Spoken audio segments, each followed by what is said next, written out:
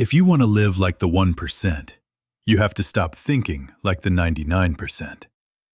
That is the fundamental truth that separates the wealthy from the worried, the free from the trapped, and the masters of money from the victims of the economy. Most people believe that the gap between them and the financial elite is purely a matter of mathematics.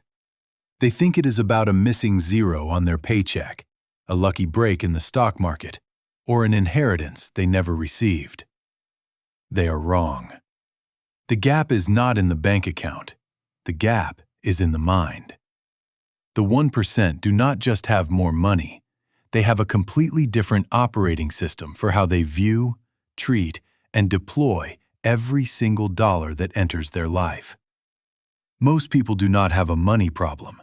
They have a mindset problem. They walk through life with their eyes closed to the financial reality of their own existence. They do not track. They do not plan.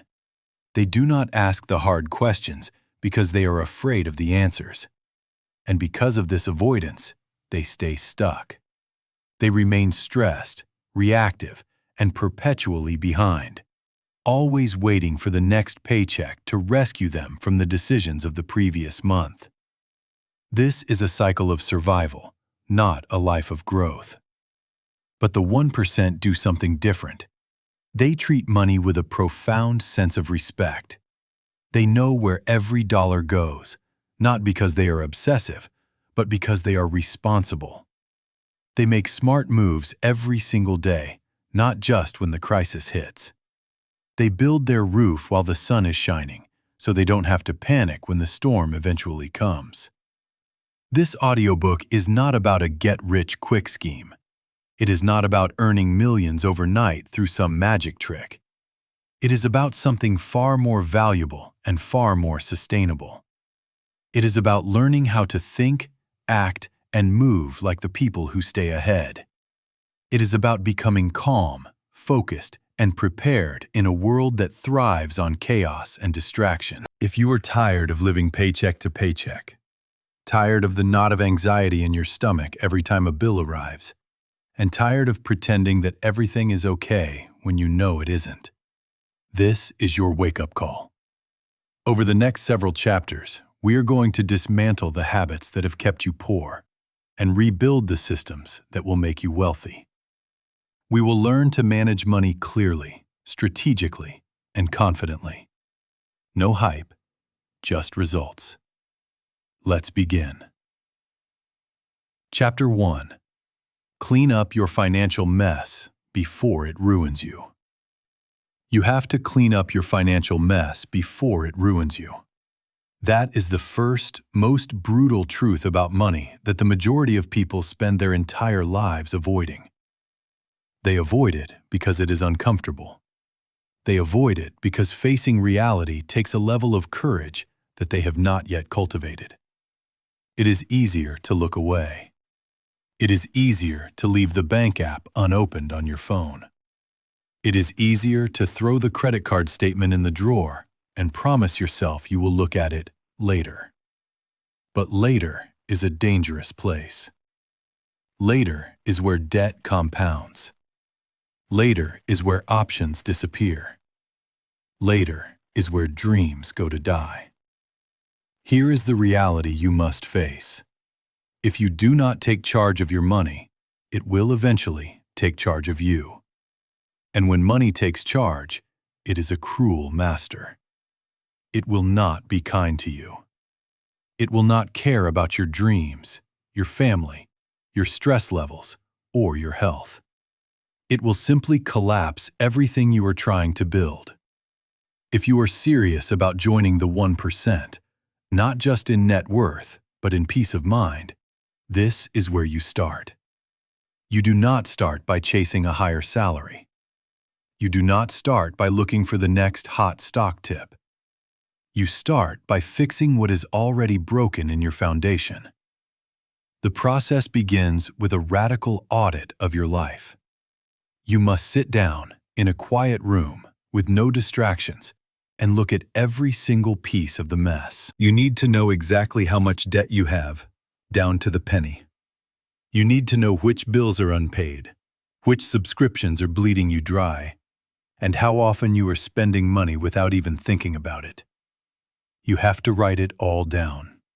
This exercise is not designed to make you feel bad. It is not about shame. It is about honesty. You cannot fix a problem that you refuse to define. Most people walk around with a low-level hum of financial anxiety buzzing in the background of their lives because they never slow down to look at the numbers. They guess. They assume. They hope it's not that bad. But hope is not a plan. Hope is a strategy for failure. The 1% do not hope. They know. They know where every dollar is located and why it is there. You have to treat your money like it matters. Even if you do not have much right now, perhaps especially if you do not have much right now. How you manage the little you have dictates whether you will ever be trusted with more. If your finances are a mess, it means you have habits that need to change. It means you have been operating on autopilot. It means your spending is emotional, reactive, and often unconscious. The problem isn't just the bills. The problem is the mindset that created those bills. The longer you ignore this, the deeper the hole gets. Start by being honest about your situation. Do not hide from the numbers. You need to know exactly who you owe, how much interest you are paying, and when it is due. You need to identify the leaks in your boat. What subscriptions are draining your account for services you haven't used in 6 months? What expenses can you cut today? What are you doing with your money that is actively sabotaging your future? Most people tell themselves a comforting lie. I will clean this up once I start earning more money. That is a lie. If you cannot manage $500, you will not manage $5,000. And if you cannot manage $5,000, giving you $50,000 will not solve your problems. It will only multiply the mess. Money does not change habits. It exposes them. The wealthy do not start by earning more. They start by getting clear, getting clean, and getting focused. Now is the time to draw the line in the sand. You don't need more income to take control right this second. You need more awareness. You need more responsibility. You need more self-respect. You have to stop the bleeding. Cancel the things you don't use. Track every expense for the next 30 days. Write down where every dollar goes. You will be shocked at how much you waste without noticing. That is the mess. It isn't just the big debts. It is the daily drift. It is that feeling of being out of control and not even knowing why. You have to fix that drift. You also need to stop lying to yourself. Stop telling yourself you deserve that new thing you can't afford just because you had a hard week. Stop telling yourself that one small splurge won't hurt. Stop telling yourself that next month will magically be better. Those are the thoughts that broke your financial rhythm in the first place. The 1% think long-term. They plan their future. They avoid self-sabotage. They say no to temporary pleasure so they can build permanent freedom. That is what money is for. It is not for showing off. It is not for escaping life. It is for giving yourself real control over your time and your future. You must develop discipline, not for the world, but for yourself. Because discipline leads to dignity. When you are in control of your money, you walk taller. You sleep better. You stop stressing every time your phone buzzes, worried it's another payment reminder. You stop feeling ashamed when someone asks how much debt you have because you have a plan to kill it. You take pride in your progress because you earned it by showing up for yourself. Real financial success is built slowly, quietly, and consistently. It is not loud. It is not flashy. It is responsible. And that is what most people avoid: responsibility. But if you want to live like the 1%, you have to think like them. They don't ignore problems. They solve them. They don't blame the system. They fix their habits. They don't live in denial. They live in data, clarity, and truth. So you start today. You look at the numbers. You face the embarrassment. You embrace the pain of honesty, because it is better than the pain of regret. When you start fixing your money, you start fixing your life. Your relationships improve. Your stress drops. Your confidence rises. Why? Because you are no longer hiding. You are doing the work. Chapter 2. Start treating money like something you truly respect. Most people never get ahead financially because they never learn to respect money. They use it, they spend it, they crave it, they chase it, but they do not respect it. And when you do not respect something, it does not stay with you. Think about human relationships. If you treated your best friend the way you treat your money, ignoring them, using them only when you need something, throwing them away on meaningless things, never checking in on them, they would have left you a long time ago. Money is no different. It flows away from those who neglect it and toward those who manage it with care. Respect begins with how you think. If you see money as just a tool to survive the week, you will never grow it. If you see it as something that comes and goes like the tide, that is all it will ever do. But if you begin to see money as a resource that deserves care, attention, protection, and structure, that is when things start to shift. It is not about worshiping money or being greedy. It is about honoring the energy you exchanged to get it. You traded your time, your life, for that money. To waste the money is to waste the life you spent earning it. Money, when treated right, can help you build freedom, stability, and peace of mind. When treated wrong, it will drain you, stress you, and ruin your future. Look at how you handle money every day. Are you careful with it, or are you careless? Do you check your accounts regularly, or do you avoid looking because it makes you anxious? Do you make thoughtful choices before you spend, or do you spend first and regret later? Every small action is a sign of how you feel about money deep down. Respect is not a feeling, it is a habit. And most people have never built those habits because they've never been taught to. They view money as an enemy or a scarce commodity, not as a partner in building a life. Start simple.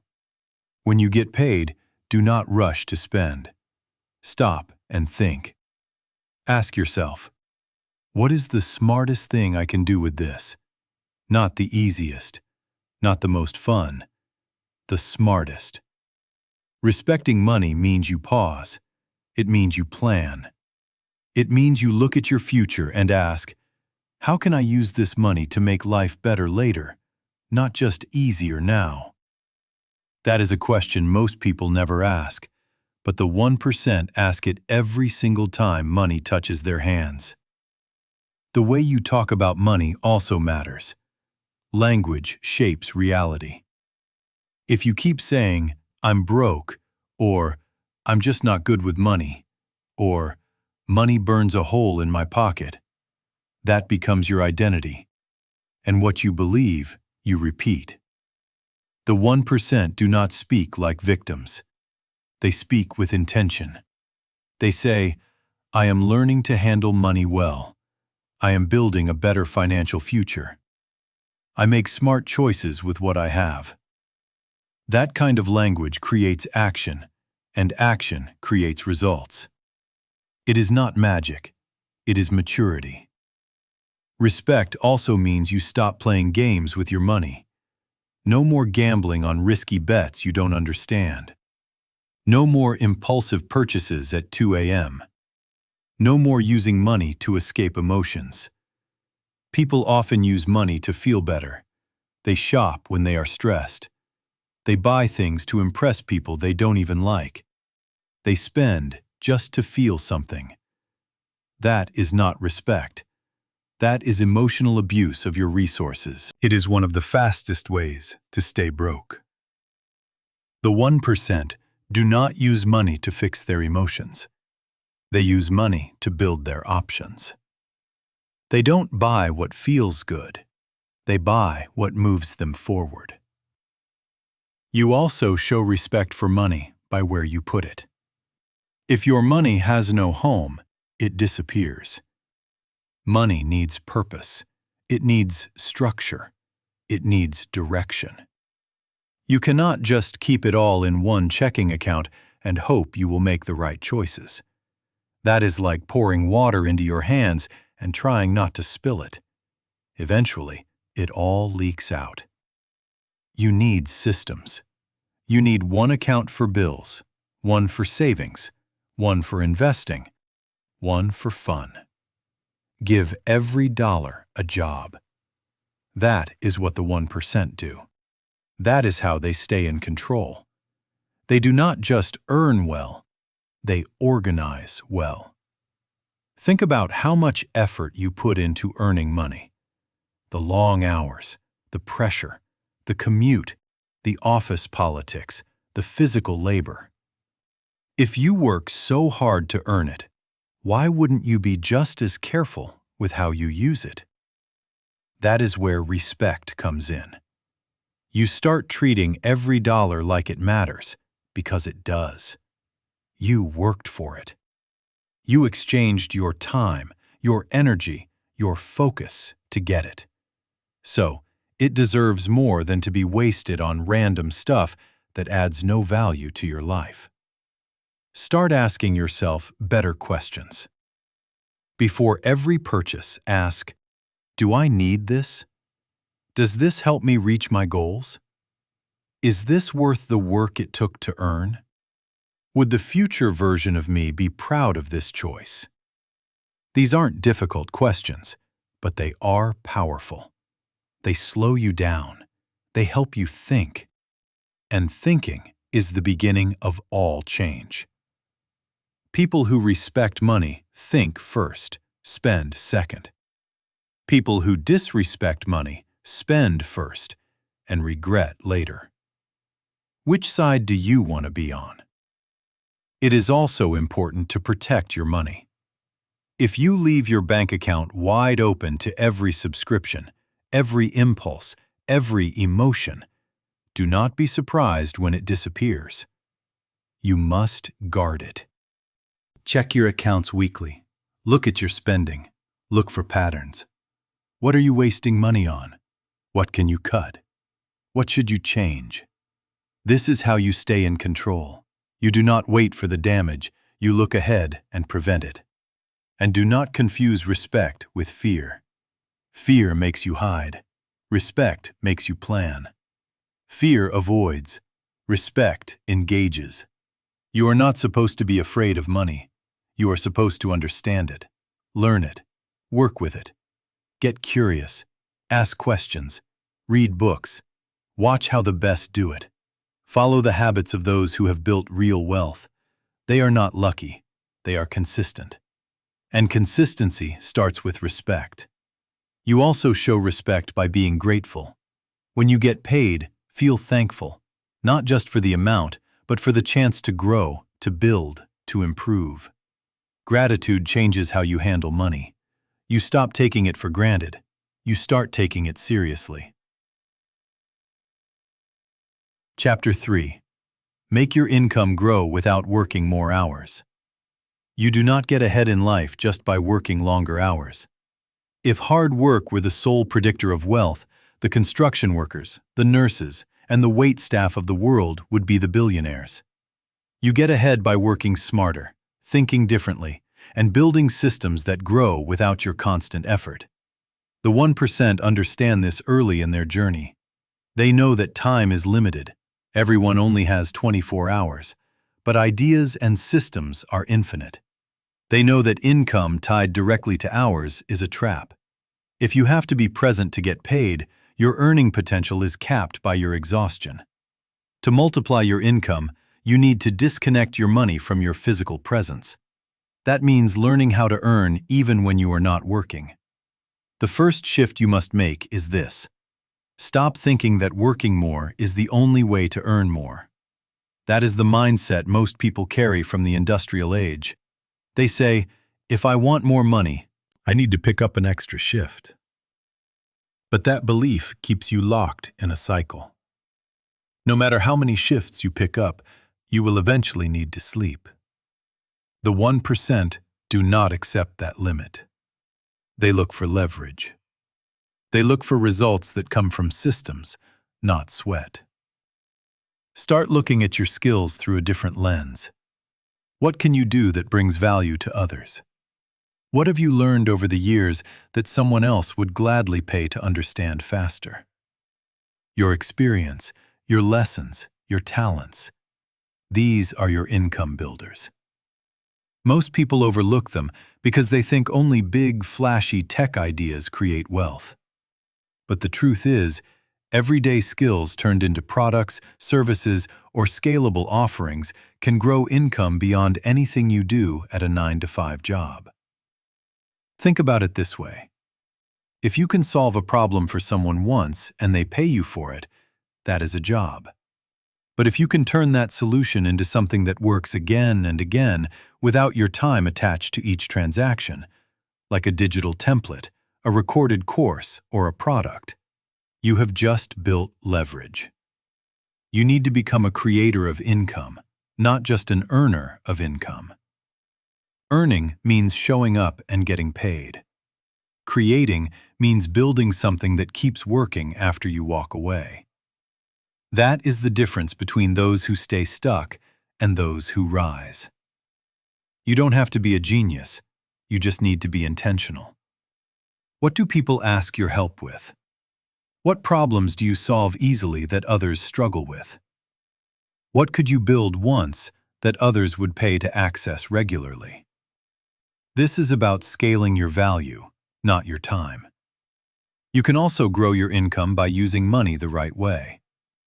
Every dollar you save can be turned into a worker. You don't have to keep doing everything yourself. You can invest. You can put money into things that grow without your involvement. You can buy assets that pay you. That might be stocks, index funds, real estate, or investing in small businesses. Whatever fits your level of understanding and risk, the key is to stop letting your money sit idle and start letting it work. But to do that, you have to stop spending everything you earn. If all your money goes toward your lifestyle, there is nothing left to grow. The 1% don't just live below their means, they reinvest the gap. They use that gap to create more opportunity. While most people upgrade their car or take another vacation with every raise, the 1% buy time. They buy assets. They buy control. That is how they escape the grind. Not overnight, but slowly, quietly, and consistently. You also need to think about skill stacking. You don't have to be the best in the world at one thing, but if you combine a few solid skills, you become valuable in ways others aren't. Maybe you are decent at writing and also good at sales, or maybe you understand technology and also have a creative eye for design. These combinations can open doors. They can lead to freelance work, consulting, side projects, or your own business. The more useful you become, the more income opportunities you unlock without working more hours. Automation is another game changer. The 1% automate what drains their time. From bill payments to content distribution to client onboarding, they build systems that remove daily decisions. This frees up their mind for bigger moves. If you spend all your time on low-value tasks, you will never break through. But if you automate the small stuff and focus your energy on high-value creation, your income naturally starts rising. You stop feeling busy and start becoming productive in ways that actually move the needle. Another area where people miss out is pricing. They undervalue themselves. They charge too little because they are afraid to ask for more. But here is the truth. If you want to grow your income, you must raise your standards. You must deliver more value and charge accordingly. You must understand your worth in the marketplace and stop settling for scraps. This is not arrogance. This is accuracy. If you know what you bring to the table, price it with confidence. The 1% don't compete on being the cheapest. They compete on being the most effective.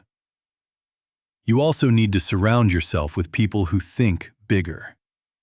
If everyone around you believes more hours equal more money, that thinking will infect you. But if you spend time with people who talk about systems, investment, scale, and ownership, you will start seeing new paths.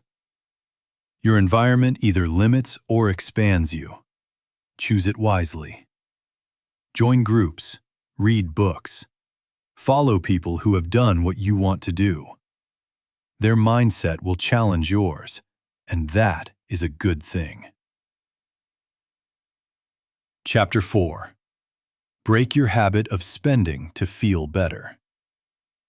Spending to feel better is one of the most common traps people fall into, and it is one of the most dangerous habits for your financial future. We live in a culture that constantly tells us that the solution to our internal pain is an external purchase. You don't fix emotions with purchases. You don't solve stress with stuff. But many people do it anyway, because it gives them a quick feeling of relief, a short-lived high, a moment of distraction. And that moment becomes addictive. It becomes part of how they cope with life. When they are sad, they shop. When they are bored, they spend. When they are insecure, they buy something that makes them feel important. But the feeling never lasts. The problem never goes away. And the damage grows in silence, one emotional swipe at a time. You have got to understand what is really happening when you spend to feel better. It is not about the item you are buying. It is about escaping something inside. It is about covering discomfort with pleasure. It is about hiding from the parts of your life that don't feel right. But you cannot shop your way to peace. You cannot buy your way to self-worth. And you definitely cannot swipe your way out of pain. What you are really doing is numbing. It is the same mechanism as using food, alcohol, or endless scrolling to numb reality. Spending is just your version of the drug. To break the habit, you need to slow down and notice the pattern. What emotion usually triggers the spending? Is it anxiety? Loneliness? Stress? Envy? Pay attention to the moment right before the urge to spend hits. That moment holds the truth. If you can catch it, you can change it. That is where control begins. In the pause, the gap between the emotion and the action. Most emotional spending happens when you are disconnected from what really matters. You feel something is missing, and you reach for something external to fill it. A new outfit, a new gadget, a nice dinner, something to lift your mood. But the 1% do not reach for dopamine. They reach for discipline. They feel the same emotions as everyone else, but they have trained themselves not to run from them. They sit with discomfort. They ask better questions. They find healthier ways to release it. That is a skill, and you can build it too. You also need to remove the lies that justify emotional spending. The lie that says, "I had a tough week. I deserve this." The lie that says, "It is just a small purchase." The lie that says, "This will make me feel better." These phrases are signals. They are red flags that you are about to choose short-term comfort over long-term progress. And every time you listen to those lies, your money habits weaken. Not just financially, but mentally. Because every time you spend to feel better, you avoid growth. You avoid the deeper work that needs to be done. Growth starts when you face the emotion instead of covering it. Ask yourself, what am I actually feeling right now? Not what you want to buy, not what looks good on the shelf, but what is going on inside? Is it pressure at work? Is it insecurity in your relationship? Is it self-doubt about your future? Identify it. Put a name to it. Once you know what you are actually dealing with, the urge to spend starts to lose power. It is no longer a knee-jerk reaction. It becomes a choice. And when it is a choice, you can choose differently. Next, build new habits that replace the old ones. You cannot just stop emotional spending and leave a void. You have to redirect that energy. When you feel the urge, do something different. Go for a walk. Write your thoughts in a journal. Call a friend who listens. Clean your space. Work on a goal. Breathe. Interrupt the cycle. Because if you don't interrupt it, you will keep repeating it. And every repetition makes the habit stronger. That is why most people can't stop. It isn't a lack of willpower. It is a lack of awareness and replacement strategy. You also need to create a new identity. Start seeing yourself as someone who is in control, someone who chooses wisely, someone who handles emotions with maturity, not money. Identity shapes behavior. If you keep saying, "I am just a shopaholic," you will act like one. But if you start saying, "I am someone who uses money with intention," your actions will follow. Speak it, believe it, reinforce it daily. Make it harder to spend without thinking. Remove saved cards from websites. Unsubscribe from marketing emails. Block shopping apps from your phone. Add friction to the process. Emotional spending thrives on ease. The quicker the purchase, the less time your brain has to interrupt it. Slow it down. Make yourself work for it. The extra steps give you a chance to wake up. Chapter 5. Build savings so you don't panic during emergencies. Emergencies do not ask for permission. They do not send a calendar invite. They do not wait until you are ready, until you have had a good month, or until you feel strong. They show up when they want, often at the worst possible time, and they test how prepared you are. If you do not have savings, you do not have protection. And when something goes wrong, and something will always go wrong, you panic. You scramble. You borrow. You stress. And in that moment, all the pressure you thought you could handle becomes too much to carry. That is what a lack of savings does. It turns every small problem into a crisis. It takes your focus away from growth and throws you into survival mode. That is why the smartest decision you can make for your future peace of mind is to build savings before you need them. Most people avoid saving because they think they can't afford it. They look at their paycheck and say, "I have nothing left." But often, that is not an income problem. It is a priority problem. They treat savings like an extra, a luxury, something to do if there is money left over. But there is never money left over if you don't take it out first. The 1% never make that mistake. They treat savings as a bill. They treat it as protection, as insurance, as freedom. They know emergencies are part of life. They don't hope they won't happen. They plan for when they do. Saving isn't about how much you make. It is about what you choose to keep. You can earn a little and still build savings if you decide it matters. And you can earn a lot and still live one accident away from disaster if you don't. It is not about income. It is about mindset. If you respect your future, you save for it. If you value your peace, you build a cushion for when things go wrong.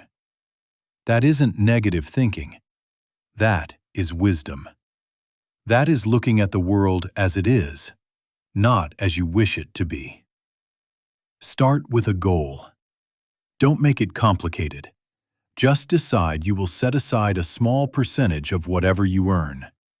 5%, 10%, even 2% is better than nothing. The number isn't what matters most at the beginning. The habit does. Saving is a muscle. You build it by using it. The amount grows over time. But if you never start, nothing changes. And when an emergency hits, you are right back where you have always been. Panicking, borrowing, and falling behind.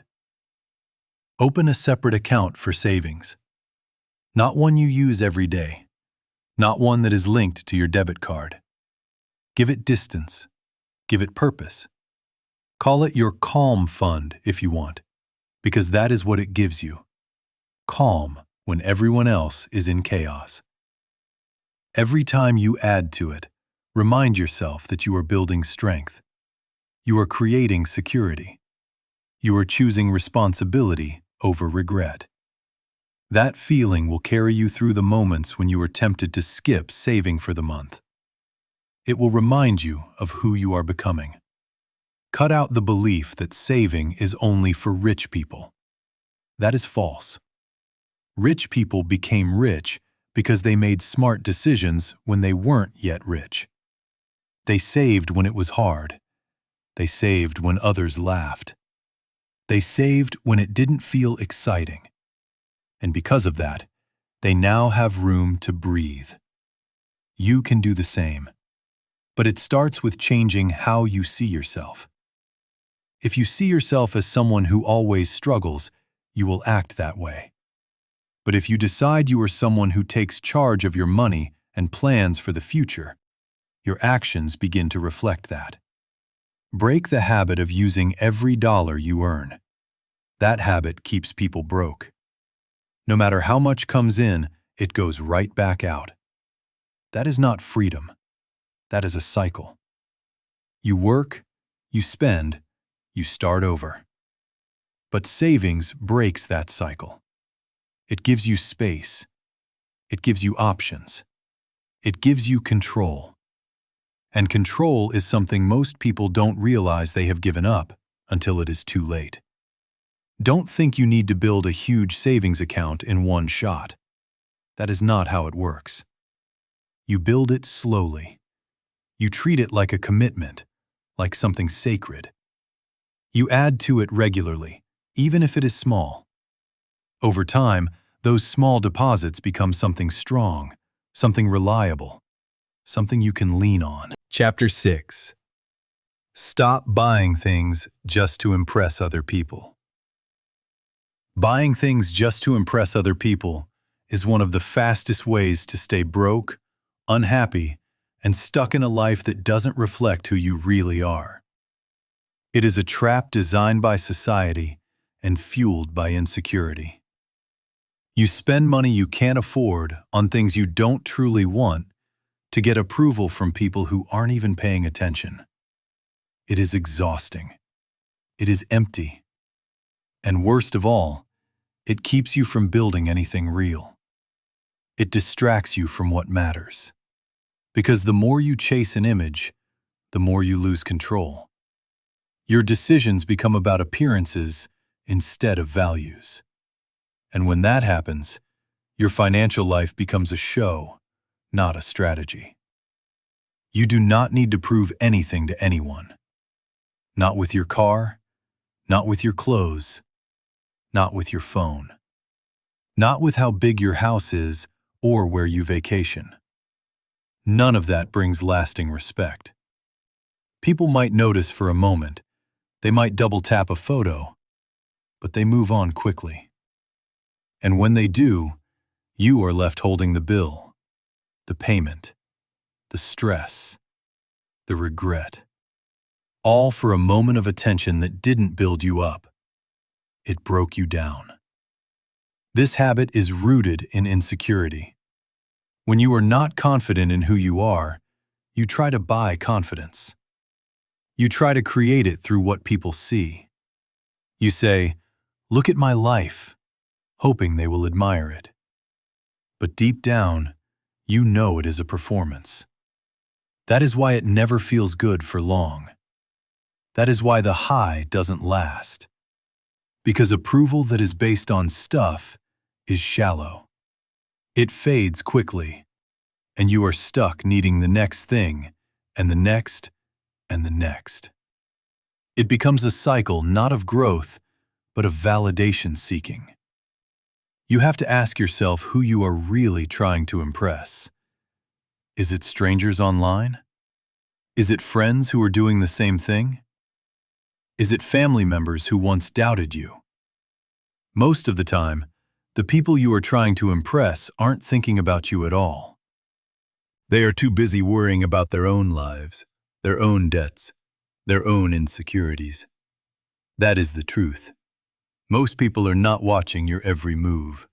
You are not being judged the way you think you are. And the sooner you realize that, the sooner you can stop living for other people's reactions. Real peace comes from living according to your values, not their expectations. Real wealth is built quietly, not for show. The 1% don't waste money proving they have money. They don't need to. They know what they have. They are focused on freedom, not attention. They care about assets, not applause. They don't buy things to be noticed. They buy things to make life easier, smarter, more efficient. And often, they don't buy at all. They wait. They think. They move with purpose, not pressure. If you want to build financial strength, you have to let go of the need to be seen as successful. Because most people who look successful are faking it. Take time to define what success means to you. Not what you were told in commercials, not what others expect, but what actually matters to you. Is it time freedom? Is it zero debt? Is it being able to help your family? Is it waking up without financial stress? These are the things worth building.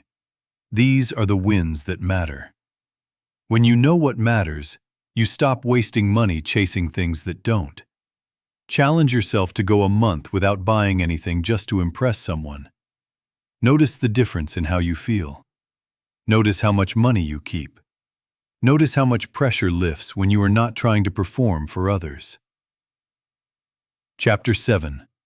Use money to build freedom, not fake happiness. Money is a tool. That is all it is. It is stored energy. But how you use that tool shapes your entire life. Most people use money to chase a feeling. They try to buy excitement, comfort, admiration, entertainment, distraction. They use it to escape the parts of life they don't want to face. And for a moment, it works. A new purchase, a weekend trip, a shiny object, a quick reward. It feels good until it doesn't. Because the happiness they are buying isn't real. It is manufactured. It fades. It wears off. And when it is gone, they need another fix. That cycle keeps people stuck. They earn to spend. They spend to feel. They feel empty. So they earn again, just to do it all over. That isn't freedom. That is dependence wearing a smile. You can choose something different. You can use money to build a life that doesn't collapse when the feelings fade. You can use money to buy time, options, peace, growth, and space. That is what freedom really means. Not waking up wondering how you will make it through the month.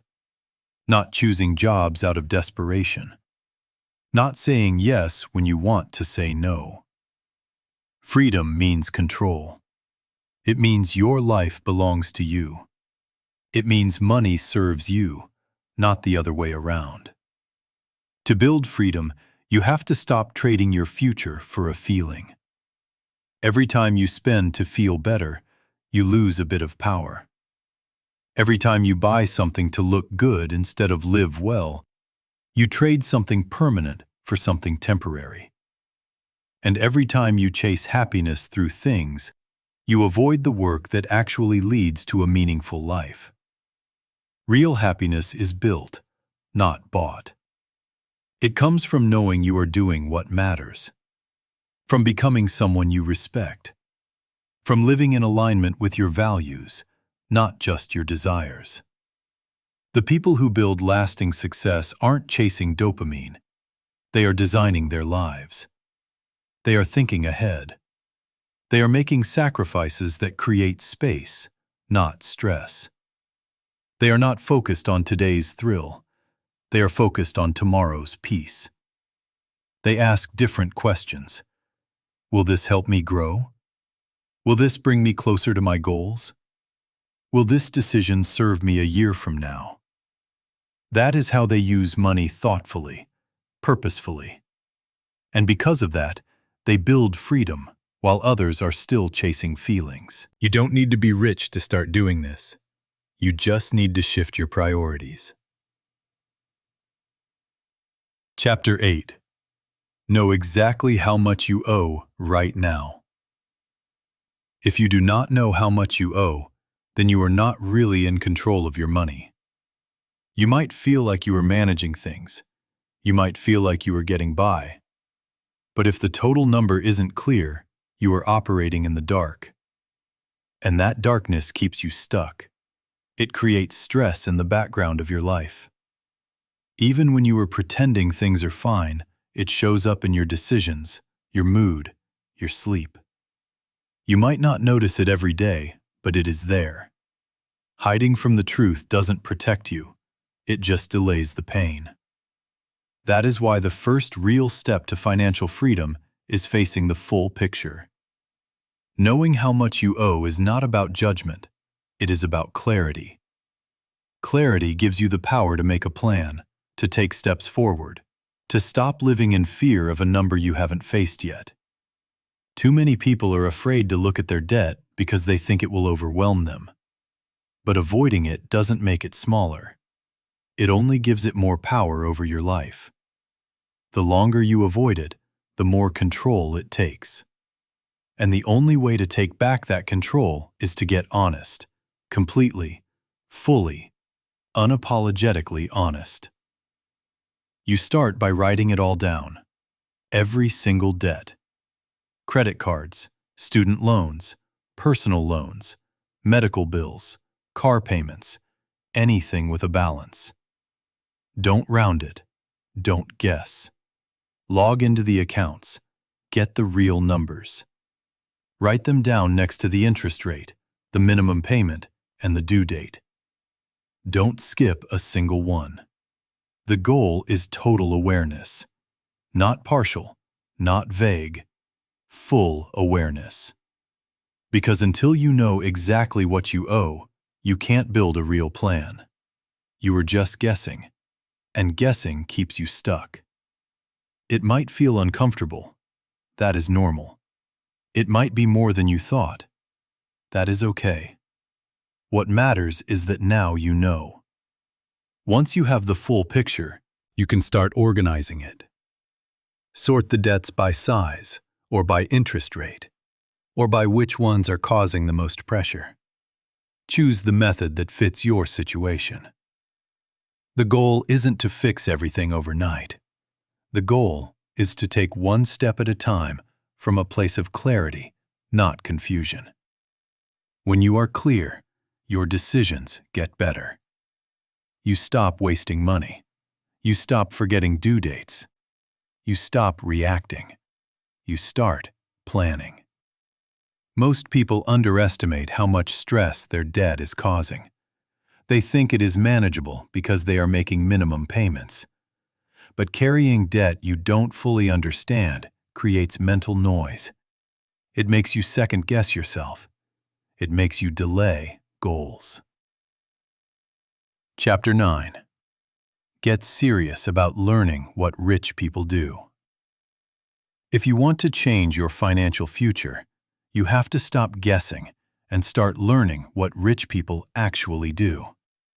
Not what you assume they do, not what they show on social media, but what they actually do behind closed doors, with their thinking, their habits, their systems, their decisions.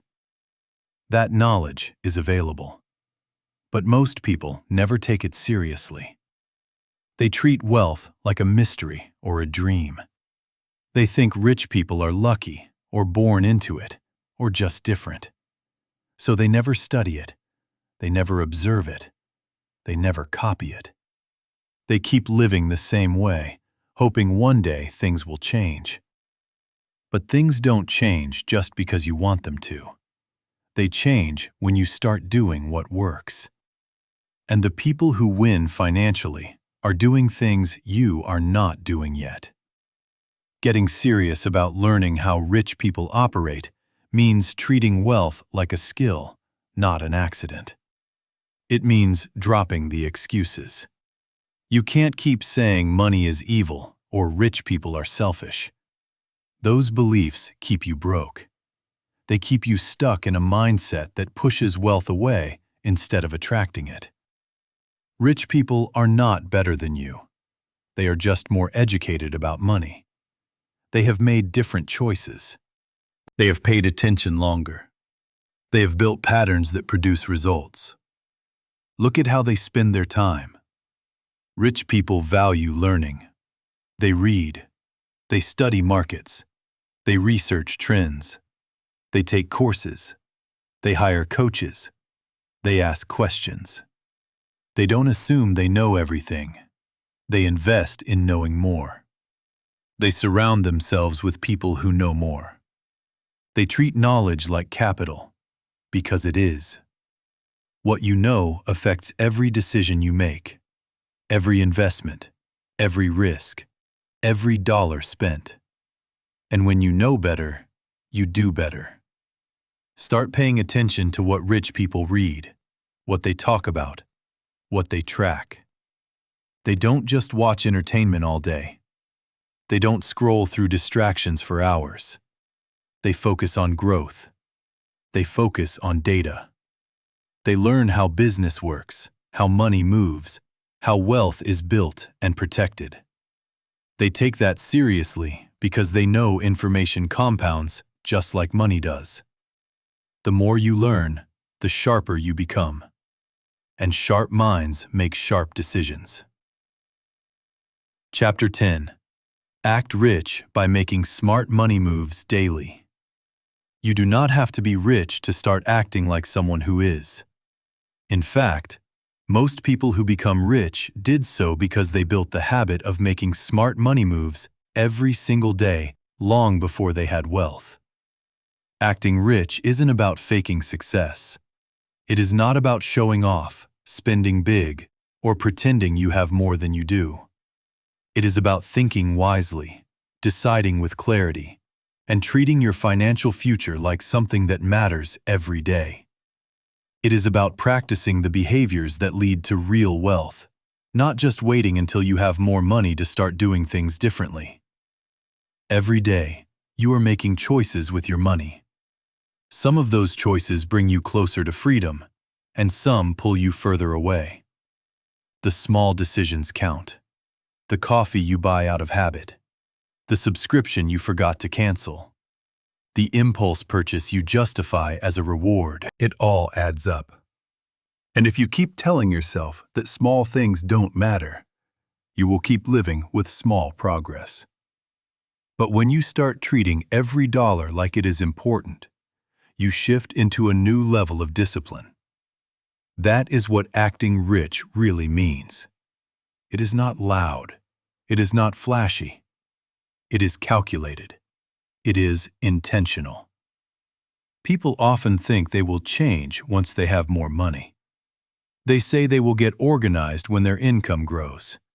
They will start saving when they make enough.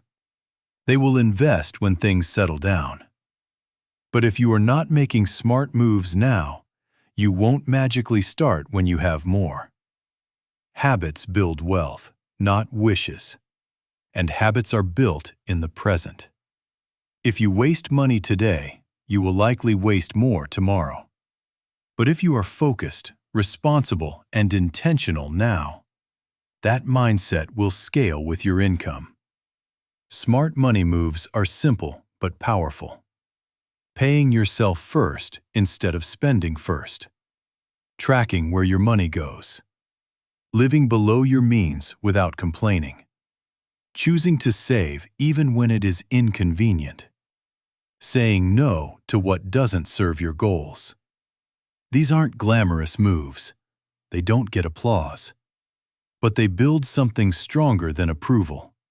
They build security. And once you have security, you start to feel something most people never do. Peace. Acting rich means having the courage to plan long-term. It means choosing a strong future over a comfortable now. It means not needing validation through things. It means knowing your worth isn't in your clothes, your car, or your gadgets. It is in how you think, how you manage, how you lead yourself. The real power comes from being the kind of person who could upgrade their life, but doesn't need to right away. That restraint builds wealth. That patience creates space. That discipline forms the foundation. Conclusion. The choice is yours. We have covered the mindset, the habits, and the strategies of the 1%. Now, the ball is in your court. You have a choice to make. You can go back to doing what you have always done, reacting, stressing, spending to feel better, and hoping for a miracle. Or, you can draw a line in the sand today. You can decide that you are done being a victim of your own habits. You can decide to take control, to respect your money, to clean up the mess, and to build a future that is truly free. This is not about becoming a billionaire. It is about becoming the CEO of your own life. It is about waking up without fear. It is about sleeping without worry. It is about knowing that whatever happens in the economy, whatever happens in the world, you are prepared. You are solid. You are ready. That is the ultimate wealth. And it is available to you, not in 10 years, not when you get a raise, but right now. It starts with the very next dollar you spend. It starts with the very next decision you make. Act like the 1%. Think like the 1%. And watch how your life begins to change. The journey begins today. Let's get to work.